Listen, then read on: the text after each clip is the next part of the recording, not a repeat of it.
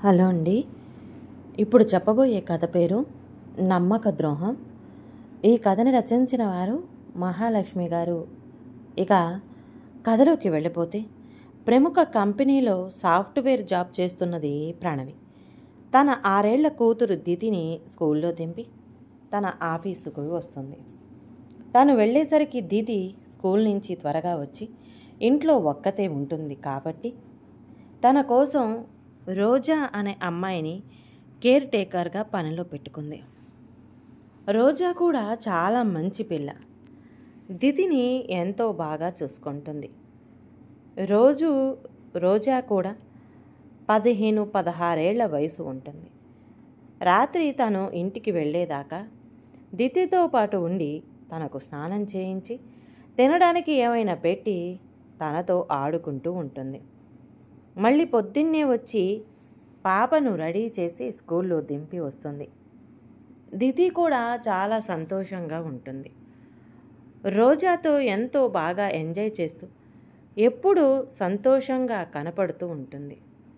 ఇంటి వద్ద ఉన్న సీసీ కెమెరా తను ఫోన్కు కనెక్షన్ ఉండటం వల్ల ప్రణవి అప్పుడప్పుడు చెక్ చేస్తూ ఉంటుంది. ఎప్పుడు చూసినా కూడా రోజా దితి ఎంత ఆనందంగా ఆటలాడుతూ కనిపిస్తూ ఉంటారు. ఆ దృశ్యాన్ని చూసిన ప్రణవికి ఎంతో రిలీఫ్గా ఉంటుంది. ఇలా రోజులు సంతోషంగా గడిచిపోతున్న సమయంలో ఒకరోజు సడన్గా దితికి అనారోగ్యం చేసింది. వాంతులు అవుతున్నాయని రోజా చెప్పడంతో సడన్గా ఇంటికి వెళ్ళింది ప్రణవి. దితిని డాక్టర్ దగ్గరికి తీసుకువెళ్ళింది. డాక్టర్ చెప్పిన విషయాలు విని చాలా ఆశ్చర్యపోయింది. పాప చాలా రోజుల నుంచి స్వీట్స్ ఎక్కువగా తినడం వల్ల పొట్టలో తేడా చేసి వాంతులయ్యాయి. చాక్లెట్, ఐస్ క్రీములు ఎక్కువగా తినడం వల్ల కడుపులో పురుగులు కూడా ఉన్నాయని డాక్టర్ చెప్పారు. ఏమిటి, పాపకి ఇటువంటివి ఎక్కువగా తను పెట్టదు కదా. పాప కూడా ఇవన్నీ తిన్నానని ఎప్పుడూ తనకు చెప్పలేదు.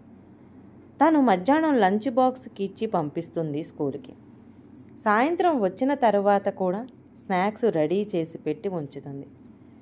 వాటిని రోజు పెడుతుంది.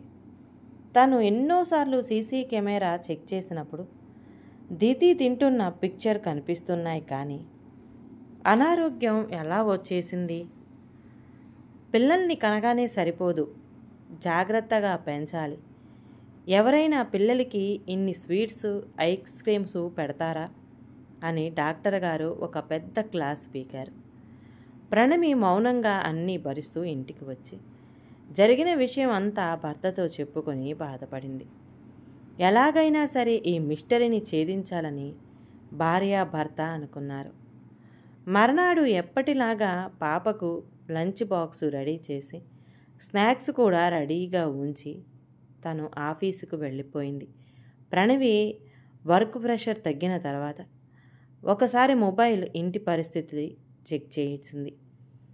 అటువైపు తిరిగి కూర్చొని ఏదో తింటూ ఉంది దితి. తినడం మాత్రం కనిపిస్తుంది, కానీ ఏం తింటుందో అర్థం కాలేదు. ప్రతిసారి ఇలాగే కనపడుతున్నది. సరిగ్గా అబ్జర్వ్ చేయలేదు. పాప ఏం తింటుందో చూడలేదు. తను పెట్టిన స్నాక్స్ తింటున్నదేమో అనుకుంది. రోజా అక్కడ లేదు. ఎక్కడికి వెళ్ళిందో తెలుసుకోవాలని ఇంటికి ఫోన్ చేసింది. ల్యాండ్లైన్ ఫోన్లో దితి మాట్లాడుతూ ఉంది. కానీ మాట అంతా ముద్దుగా వస్తుంది. ఎందుకమ్మా అలా మాట్లాడుతున్నావు అని అడిగింది. ఏం లేదు మమ్మీ, బాగానే ఉన్నాను, ఇప్పుడే స్నాక్స్ తిన్నాను అని చెప్పింది. కానీ ప్రణవికి అనుమానం వచ్చింది. పాప చల్లని పదార్థాలు తినడం వల్ల మాట స్పష్టంగా రావటం లేదు అని గ్రహించింది. రోజా ఎక్కడికి వెళ్ళింది అని అడిగింది. ఇప్పుడే బాత్రూంకి వెళ్ళింది అని చెప్పింది. దితి ఎందుకో నమ్మబుద్ధి కారాలేదు ప్రణవికి. పాప తనతో అబద్ధం చెబుతుందా? రాత్రి ఇంటికి వచ్చిన మహిత ఈ విషయమంతా భర్తతో చెప్పింది. ఒకవేళ పాప ప్రతిరోజు ఐస్ క్రీమ్ తింటూ ఉన్నట్లయితే ఎవరు కొనిస్తున్నారు? రోజానా? రోజాకు డబ్బులు ఎక్కడి నుంచి వస్తున్నాయి? ప్రతి నెల తాము ఇచ్చే జీతం వాళ్ళ అమ్మకి ఇస్తుంది. అత్యవసరంగా అవసరమవుతుంది ఏమోనని కొంత డబ్బు పాప రూమ్లో వార్డురోబ్లో పెట్టి ఉంచింది. ఉన్నాయో లేదో చూడాలి అనుకున్న తడవే మనీ కోసం వెతికింది ప్రణవి. కానీ మనీ అంతా అక్కడే ఉంది. అసలు ఏం జరుగుతుందో అర్థం కాలేదు ప్రణవికి. దిది, నువ్వు ఐస్ క్రీములు చాక్లెట్లు తింటున్నావా? అడిగింది ప్రణవి. లేదు మమ్మీ, నేను నువ్వు పెట్టిన స్నాక్స్ తింటున్నాను అమాయకంగా చెప్పింది దిది. పాప ప్రవర్తనలో కానీ రోజా ప్రవర్తనలో కానీ ఏ విధమైన మార్పు కనిపించడం లేదు. మర్నాడు ఆదివారం కావడంతో రోజాకు సెలవు ఇచ్చేసి మహిత తన భర్త పాపతో కలిసి బయటికి వెళ్ళారు. మహిత పాప కోసం బొమ్మలు, తనకు నచ్చిన ఆట వస్తువులు, బట్టలు కొనిచ్చింది. ఐస్ క్రీం పార్లర్కు తీసుకువెళ్ళి తనకిష్టమైన ఫ్లేవర్తో ఐస్ క్రీం తినిపించింది. దితి ఎంతో హ్యాపీగా బోలెడన్ని కబుర్లు చెబుతూ అమ్మా నాన్నలతో ఆనందంగా ఐస్ క్రీం తింటూ తల్లికి ప్రేమగా బొగ్గపై ముద్దు పెట్టింది. మమ్మీ, ఐస్ క్రీం చాలా బాగుంది. రోజు రోజా ఇచ్చే దానికంటే ఇది చాలా బాగుంది అన్నది. కానీ వెంటనే భయపడిపోయి కామైపోయింది. ఏమిటి, రోజా నీకు రోజు ఐస్ క్రీం ఇస్తుందా? అడిగారు. డాడీ, నేను ఊరికే జోక్ చేశా అని అంది దిది. కానీ ప్రణవికు అర్థమైపోయింది రోజా చేస్తున్న పని. కానీ ఎందుకు అలా చేస్తుందో, డబ్బులు ఎక్కడి నుంచి తెస్తుందో వాటికి అర్థం కాలేదు. ఇంకా పాపను అన్ని వివరాలు అడిగి ఇబ్బంది పెట్టడం ఇష్టం లేక ఊరుకున్నారు. రోజాని గట్టిగా నిలదీస్తే అసలు విషయం అంతా కూడా బయటపడింది. ప్రతిరోజు రోజా పాపను సరిగ్గా చూసుకోవడం లేదు. పాప స్కూల్ నుంచి రాగానే ఐస్ క్రీం ఇచ్చి తను బయటికి వెళ్ళిపోతుంది. మళ్ళీ ప్రణవి వచ్చే టయానికి కొంచెం ఇంచుమించుగా వస్తుంది. ఈ విషయం చెప్పకుండా ఉండటానికి పాపని బాగా బెదిరించింది. ఐస్ క్రీం అంటే ఎంతో ఇష్టమైన పాప తనకు ఐస్ క్రీమ్స్, చాక్లెట్లు రోజు ఇస్తున్న రోజా అంటే ఎంతో ఇష్టం ఏర్పరచుకుంది. అందుకే రోజా చెప్పినట్లే వింటుంది. ఆ విషయం మమ్మీకి తెలిస్తే ఐస్ క్రీం ఇవ్వను అని రోజా బెదిరించగానే పాప సరేనని ఒప్పుకుంది. రోజా తన బాయ్ ఫ్రెండ్తో బయటికి వెళ్ళి మళ్ళీ తిరిగి వచ్చే వరకు పాప ఒక్కటే ఉండేది. తను బయటకు వెళ్ళిన విషయం మమ్మీతో చెప్తే నువ్వు ఐస్ క్రీములు తింటున్నావు అని చెప్పేస్తాను అని రోజా గట్టిగా పాపకు చెప్పింది.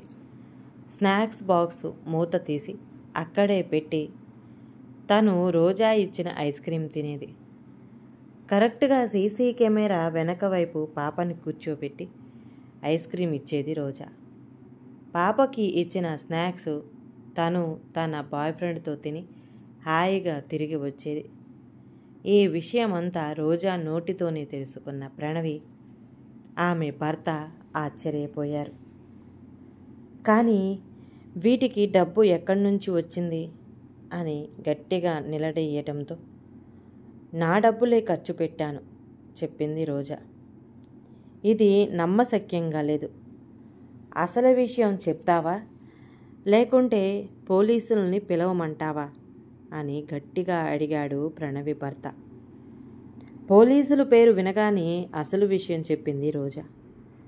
పాప మెడలో ఉన్న బంగారు గొలుసు తీసి దాని స్థానంలో అటువంటిదే 1 గ్రామ్ గోల్డ్ గొలుసు కొని పాప మెడలో వేసి ఆ డబ్బుతో పాపకి ఐస్ క్రీములు కొని ఇస్తూ ఉంది. ఇంకా కొంత డబ్బు బాయ్ ఫ్రెండ్తో కలిసి ప్రతిరోజు ఎంజాయ్ చేస్తూ ఉంది. ఏం జరిగిందో తెలుసుకున్న ప్రణవికి నోట మాట రాలేదు. ఎంత నమ్మకంగా అమాయకంగా ఉన్న రోజాకు ఇటువంటి లక్షణాలు ఉన్నాయంటే నమ్మబుద్ధి కావటం లేదు. కానీ జరిగిన విషయం ఇదే. ఎంత మోసం జరుగుతుందో చూసారా? పసిబిడ్డలు దేవుడితో సమానం అంటారు.